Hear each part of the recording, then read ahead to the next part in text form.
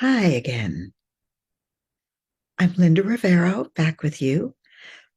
I'm founder of 55 and Bolder. And as you know, I work with mature women who are dealing with the loss of a loved one and seeking to regain their zest for living and find their new direction forward into a life that's meaningful and joyful and fulfilling. This is what I do. Well, I've been thinking a lot over the weekend about loss. I've been referring to loss of a loved one.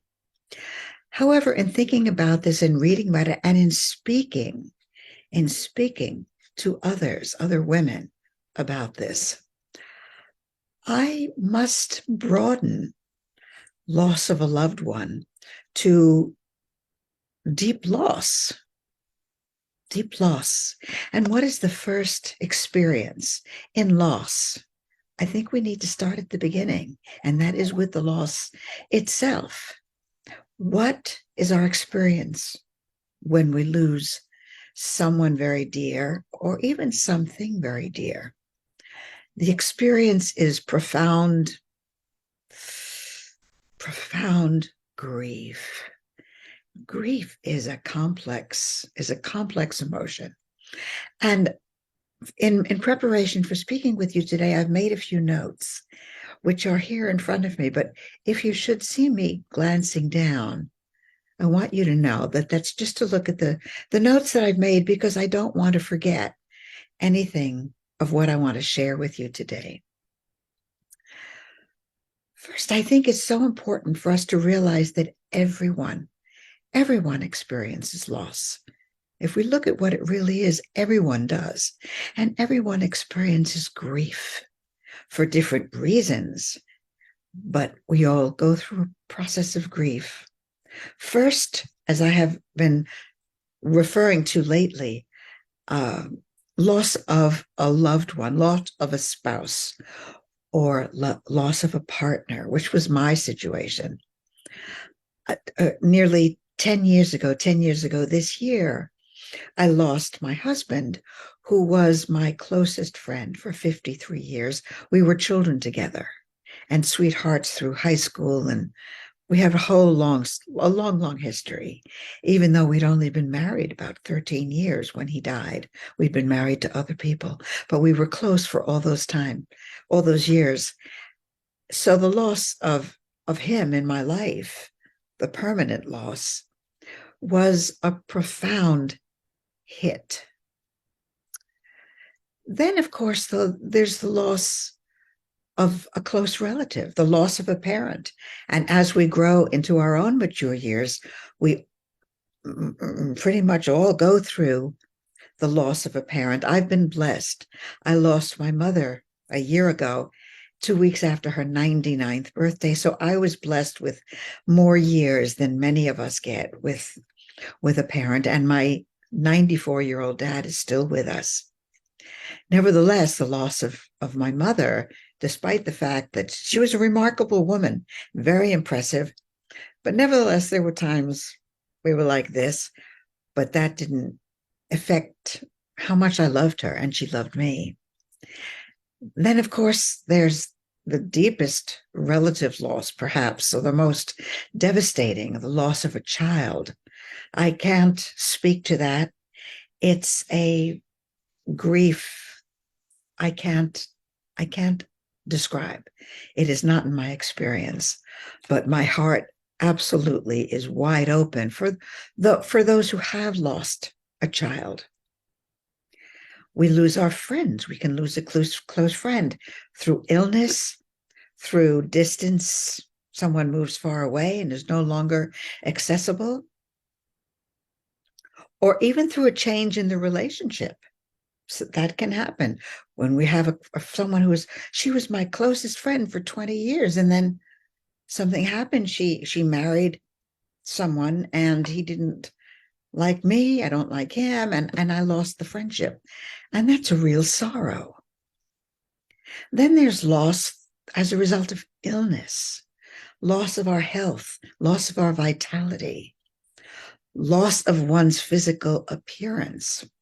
I was speaking recently with a woman who's been through chemotherapy, and she was describing to me the process of losing her hair. We place so much emphasis on hair and as a sign of beauty in our culture, and not just our culture. Hair is important. And to lose that, loses you. This woman lost a part of her beauty and her identity with her appearance. She lost her appearance completely. That's a huge loss to come to terms with. But there's also loss through the end of a project, the loss of a project, the loss of a business, the loss of a purpose. Another friend of mine I spoke with also recently was describing to me how she lost her business several years ago as a result of losing a major client. It was a massive financial hit, and she had to reorganize and reframe everything that she did. She had to let go of employees, which is a difficult thing to do, employees that she really loved working with. She had to let go of her physical location. She had to restructure and redefine her entire business. Her whole focus, her whole purpose was turned upside down. As it happened for her, it turned out to be a very positive change, but after much turmoil and pain and uncertainty. Then, what about the loss of home?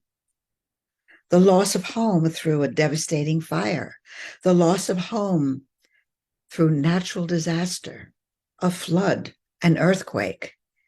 Everything in your daily life is tossed to the winds, and you have to start from the beginning all over again. So, what does loss actually require? It requires that we redefine ourselves, we redefine our lives, we redefine who we are. At first, we feel that shock, whether or not that loss is sudden. I know when my husband died, he had been ill, seriously ill, for a couple of years. Surgeries in and out of hospitals, transfusions. It was a long process. I knew the end was inevitable. However, the day that he was no longer there was a shock. And I think it's a shock for us because it's permanent. There are moments when I still can't grasp the permanence of death. It's final. There are no other ways out. It's over. Then, along with that loss, along with the grief, comes that experience when we wake up the next day and the next day and the next day, or we wake up in the middle of the night with an overwhelmingly sickening feeling that this is real. I didn't imagine this. This really happened. He is no longer here. My home is no longer here. My child is no longer here. It's a devastatingly dreadful, sickening feeling. Then I think it's so natural for us to start asking ourselves questions that are pretty much unanswerable. What could I have done? What should I have done? What could I have said? What should I have said? And then, why didn't I do that? Why didn't I say that? Why didn't I take this action? Why didn't I do this? Why didn't I do that? And I think it's our our mortal way of trying to come to terms with something that is completely, we cannot control. If someone dies or something major in our life dies, once it's gone, it's out of our control.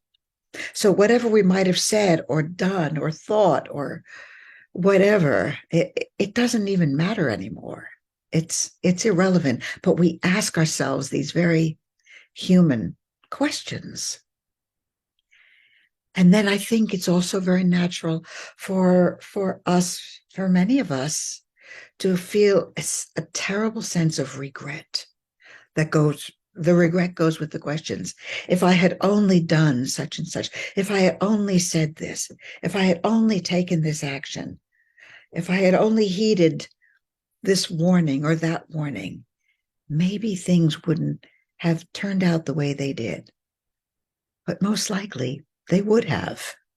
If there was a natural disaster, that flood, that hurricane, that earthquake was coming, that significant person in your life was ill, that elderly parent was elderly and was going to die.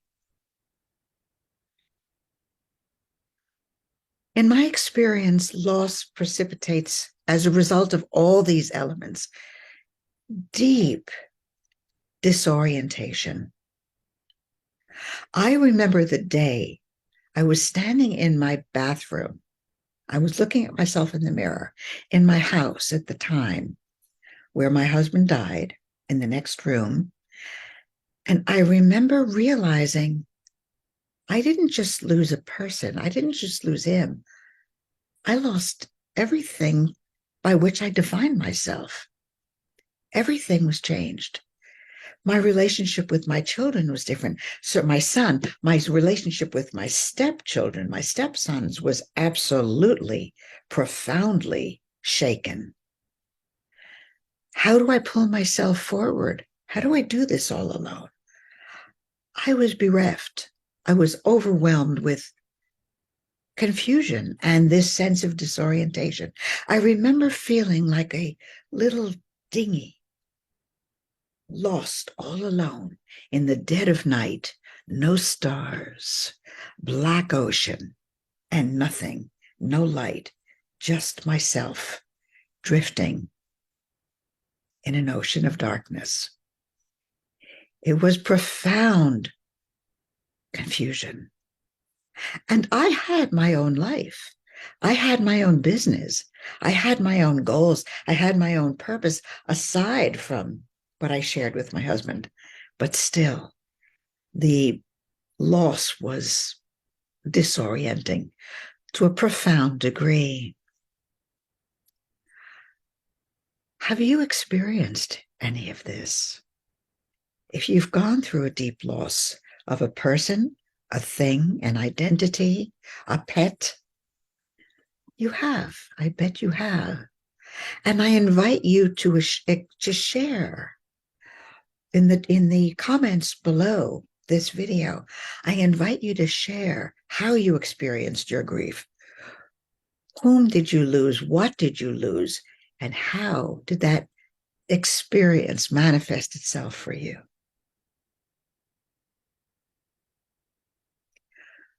Before I close for today, I would like to go through very interesting points about grief and what happens in the human body when we suffer a deep loss, when we are plunged into grief. It is a physical process. It's not just emotional. The first part of our body to be affected is the heart, and I mean physically. There have been studies that prove that heart attacks and the risk of heart attack is 21 times it's 21 times greater. The chance of a heart attack is 21 times greater than normal during the first 24 hours after suffering a deep loss. And that risk of heart attack remains high for as long as a week. The broken heart, by the way, we talk about a broken heart. It's a real thing. The left ventricle of the heart, which is the ventricle that does most of the blood pumping, with grief, that ventricle suddenly gets weaker. Interestingly, this physical result is more common in women. I'm not sure what conclusion to draw from that, but studies have shown that this ventricle does become weaker with grief, and that weakness is more prominent in women than in men, which is not to say that men don't suffer deep loss, deep grief. They do. Then another physical manifestation of our loss is in our adrenal glands. Now, I'm no medical maven at all, but the adrenal glands control hormonal function in the body. The adrenal glands control the hormones affecting metabolism, affecting our immune system, our blood pressure, and our response to stress. After loss, our adrenal glands pump much more cortisol, the stress hormone, naturally, than they normally do. And this can interrupt our sleep, which I think many of us who've experienced loss can relate to. And it can also really interrupt the digestion and cause stomach problems and digestive upset. I remember trying to sleep to escape the feeling, the pain, but I couldn't. Yet there are others who will go to sleep and they'll sleep for 14 hours. Again, it's just the opposite response to grief. Our immune system is also affected by deep loss. The stress of that loss can cause the body to produce less antibodies, for example, from a vaccine than it would ordinarily do without the stress of a loss, meaning we are more likely to get sick, get colds, get the flu, or something more serious.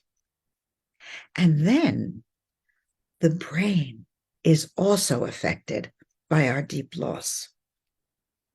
For about 10% of those who are in deep grief, their day-to-day thinking and information processing can be affected for as long as a year.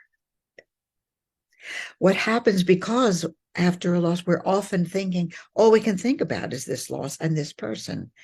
It can also happen that our memory loss is just thrown off. We don't remember what we just were told. And this can last for months. And then throughout the whole body, inflammation can rise and result in illness and result also even in death soon after a loss. And of course, chronic inflammation. If we don't get the opportunity to resolve our grief or get the opportunity to rest and come to terms with what we're dealing with, chronic inflammation can lead us to cancer, to diabetes, to heart disease. So grief is real. It's terribly painful, but there are ways through it. And there are certainly ways to work with our lives once we begin to work through it. And that's where I can help you. I want you to please, I have a wonderful resource that I think you will really enjoy. 7 Soothing Secrets to Happiness for the Mature Woman in Transition. It's a wonderful, uplifting read. And I want you to take advantage of that.